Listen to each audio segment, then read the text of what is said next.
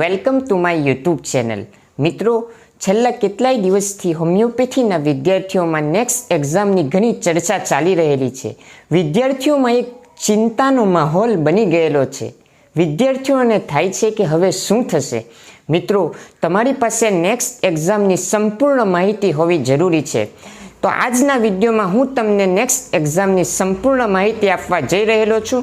હજુ સુધી જો ચેનલને સબસ્ક્રાઇબ નથી કરી તો સબસ્ક્રાઇબ કરી લો. અને હા મિત્રો, આ વિડીયો તમારા બધા ફ્રેન્ડને મોકલી આપો, જેથી બધાને ખબર પડે કે આ નેક્સ્ટ એક્ઝામ નામની બલા શું છે. સૌથી પહેલાં તો નેક્સ્ટ એટલે કે નેશનલ એક્ઝિટ ટેસ્ટ એ કોને આપવાની છે. મિત્રો, 29/11/2023 કે તેના પછી જે વિદ્યાર્થીઓ ઇન્ટર્નશીપ જોઈન્ટ કરે છે એ તમામ વિદ્યાર્થીઓએ આ નેક્સ્ટની એક્ઝામ આપવાની છે. એટલે કે હાલના ફર્સ્ટ યરના, સેકન્ડ, થર્ડ અને ફોર્થ યર, અને જે વિદ્યાર્થીઓ 28/11/2023 પછી ઇન્ટર્નશીપ જોઈન્ટ કરેલી છે એ તમામ વિદ્યાર્થીઓએ આ એક્ઝામ આપવાની છે. આ એક્ઝામ વર્ષમાં 2 વાર લેવામાં આવશે, ફેબ્રુઆરી અને ઓગસ્ટમાં. આ એક્ઝામને ક્વોલિફાઈંગ કરવા માટે 50% માર્ક લાવવા જરૂરી છે. આ એક્ઝામના એટેમ્પ્ટની કોઈ લિમિટ નથી. એક ઇન્ડિવિજ્યુઅલ ગમે તેટલા ટાઈમ આ એક્ઝામને આપી શકે છે. એટલે કે જ્યાં સુધી પાસ ન થાય ત્યાં સુધી આ એક્ઝામને આપી શકે છે. મિત્રો, આ એક્ઝામમાં બેસવા માટેની એલિજિબિલિટી શું છે? આ એક્ઝામમાં ક્યારે બેસી શકાય? વિદ્યાર્થીએ 4.5 વર્ષ પૂર્ણ કર્યા પછી 9 મહિના એટલે કે 270 દિવસથી ઇન્ટર્નશીપ પૂર્ણ કરવાની રહેશે.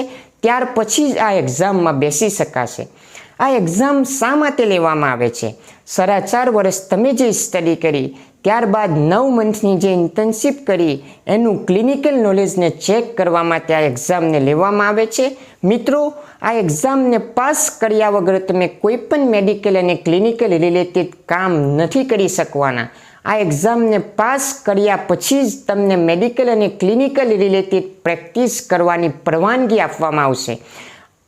આ એક્ઝામ વગર પણ તમે કોઈ પણ પોસ્ટ ગ્રેજ્યુએશનના કોર્સ કરવા માગતા હોય, એક્ઝામ્પલ કે MSc છે, ત્યારબાદ ગ્રેજ્યુએશન પછી ગવર્મેન્ટની કોઈ પણ એક્ઝામ આપવા માગતા હોય લાઈક UPSC, તો એ એક્ઝામ તમે આપી શકો તો. પરંતુ મેડિકલ અને ક્લિનિકલ રિલેટેડ કોઈ પણ કામ તમે નથી કરી શકવાના. એટલા માટે મિત્રો, તમને કોઈ પણ પ્રકારનું નેક્સ્ટ રિલેટેડ કન્ફ્યુઝન હોય તો તમે કોમેન્ટ સેક્શનમાં લખવા વિનંતી. ચિંતા કરવાની જરૂર નથી મિત્રો. અને એના ઉપર હું તમારી જે ટાઈપની કોમેન્ટ હશે એના ઉપર હું વિડીયો બનાવીશ મિત્રો. Thank you so much.